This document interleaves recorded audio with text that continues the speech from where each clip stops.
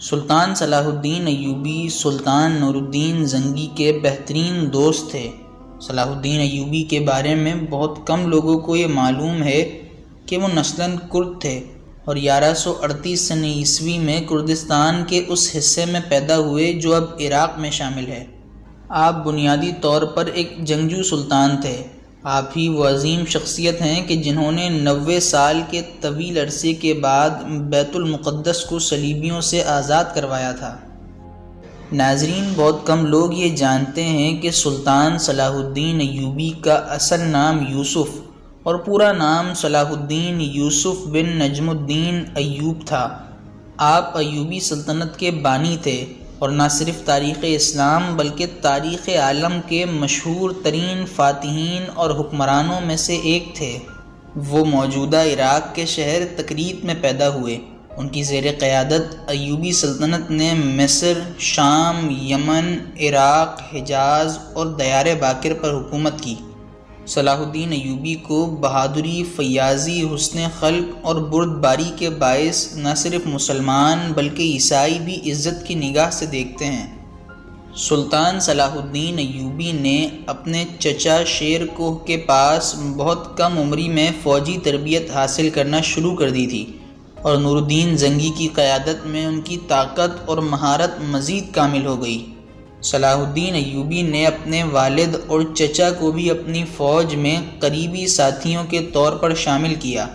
صلاح الدین ایوبی متعدد مسلم ریاستوں اور خطوں کو ایک جھنڈے تلے متحد کرنے میں کامیاب رہے اور صلیبیوں کے مقابلے میں ایک بہت بڑا محاذ تشکیل دیا۔ ناظرین، سلطان صلاح الدین ایوبی مایہ ناز سلطان ہونے کے ساتھ ساتھ بہت بڑے عاشق رسول بھی تھے۔ 1186 عیسوی میں جب عیسائیوں کے ایک حملے میں رینالڈ نے یہ جسارت کی کہ بہت سے دیگر عیسائی امراء کے ساتھ مدینہ منورہ پر حملے کی غرض سے حجاز مقدس پر حملہ آور ہوا تو صلاح الدین ایوبی نے ان کی سرگرمیوں کی روک تھام کے لیے اقدامات کیے اور فوراً رینالڈ کا تعاقب کرتے ہوئے حطین میں اسے جا لیا۔ سلطان نے یہیں دشمن کے لشکر پر ایک ایسا آتش گیر مادہ ڈلوایا جس سے زمین پر آگ بھڑک اٹھی۔ چنانچہ اس آتشی ماحول میں 1187 عیسوی کو حطین کے مقام پر تاریخ کی خوفناک ترین جنگ کا آغاز ہوا۔ اس جنگ کے نتیجے میں 30,000 عیسائی ہلاک ہوئے اور اتنے ہی قیدی بنا لیے گئے۔ رینالڈ گرفتار ہوا اور سلطان نے اپنے ہاتھ سے اس کا سر قلم کیا۔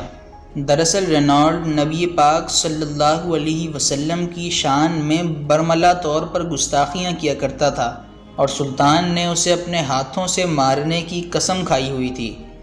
حطین کی فتح کے بعد صلاح الدین نے بیت المقدس کی طرف رخ کیا۔ ایک ہفتے تک خونریز جنگ کے بعد مسیحیوں نے ہتھیار ڈال دیے اور رحم کی درخواست کی۔ بیت المقدس پورے 88 سال بعد دوبارہ مسلمانوں کے قبضے میں آیا اور تمام فلسطین سے مسیحی حکومت کا خاتمہ ہو گیا۔ بیت المقدس کی فتح سلطان صلاح الدین ایوبی کا عظیم کارنامہ تھا۔ ناظرین، یہ وہی شہر تھا جہاں صلیبیوں نے پہلی صلیبی جنگ میں مسلمانوں کا قتل عام کیا تھا، مگر مسلمانوں کے یروشلم کو فتح کر لینے کے بعد صلاح الدین ایوبی نے گرجا گھروں کو تحفظ فراہم کیا۔ انہوں نے عیسائیوں کو کسی بھی نقصان اور لوٹ مار سے تحفظ کا یقین دلایا اور عیسائیوں کو شہر سے جانے کے لیے محفوظ راستہ بھی فراہم کیا۔ صلاح الدین ایوبی کا انتقال 1193 عیسوی میں بیماری سے ہوا۔ ان کے انتقال کے بعد ان کے پاس کوئی بھی جائیداد نہیں تھی۔ صلاح الدین ایوبی نے نہ صرف زمینیں فتح کی بلکہ اپنے شدید ترین دشمنوں کے دلوں کو بھی فتح کیا۔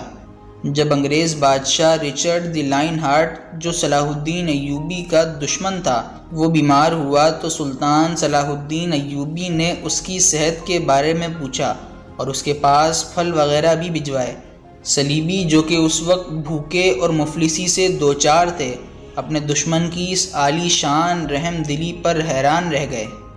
تحمل اور پرامن سلوک کا مظاہرہ کرتے ہوئے صلاح الدین ایوبی نے اسلامی اصولوں جیسے مذہب کی آزادی اور غیر مسلموں کے تحفظ کو برقرار رکھا۔